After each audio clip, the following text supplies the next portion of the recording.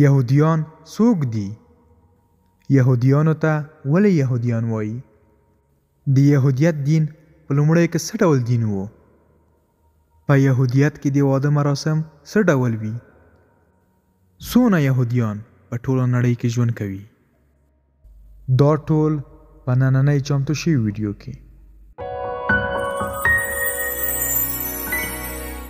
د یهودیانو تاریخ له ابراهیم علیه السلام څخه شروع کیږي.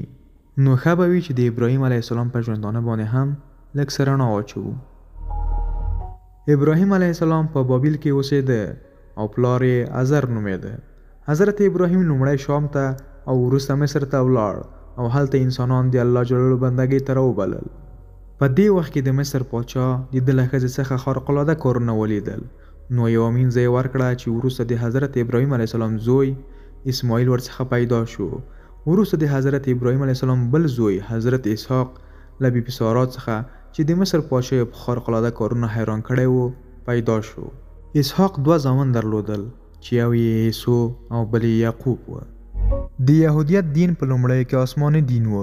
دا یو نازل شوی دین و او د دې پیغمبر موسی د اولوالعزم له پیغمبرانو څخه و. خپله یهودیان په دې عقیده دي چې دوی د موسی علیه السلام پیروان دي. په داسې حال کې چې موږ ته په کتاب او سنت کې د یهود اطلاق د توصیف په اندازه کې په لاس نه راځي. خو زموږ لپاره دا هم امکان نه لري چې د کوم داسې تاریخ تعیین وکړو چې د دې لفظ اطلاق پر دې ډله سوی دی. مګر موږ په یقین سره ویلی شو چې د موسی علیه السلام په زمانه کې دا ډله په دې نوم نه و مشهوره، بلکې د بني اسرائیلو په نوم پیژندل کېده او په دې ډول پر دې قوم د موسی د قبیلې او اهل کتابو اطلاق هم کیږي. او همدارنګه یهودیانو ته د انبیاو دښمنان هم ویل کېدل. د یهودي قانون له مخې دین له مور څخه ماشوم ته لیږدول کېږي.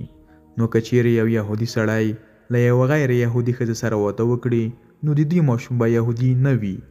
او همدارنګه دوی زیاتوي د یهودیانو او غیر یهودیانو ترمنځ ودونه تل د یهودیانو راتلونکي ته د ګواښ په توګه لیدل شوي.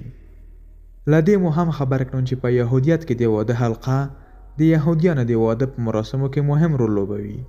مګر د واده په پای ته رسېدو وروسته ډیری نارینه د واده حلقه نه اغوندي او د ځینو یهودي میرمنو لپاره دا حلقه په ښي لاس پای ته رسیږي.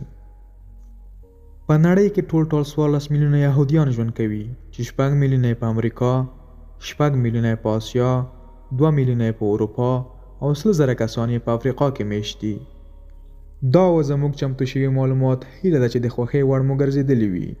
د داسې نورو معلوماتو لپاره زموږ چینل در سره سبسکرایب او په کمنټونو کې مو خپل نظرونه را سره شریک کړئ. تر بلې ویډیو مو په الله سپارم.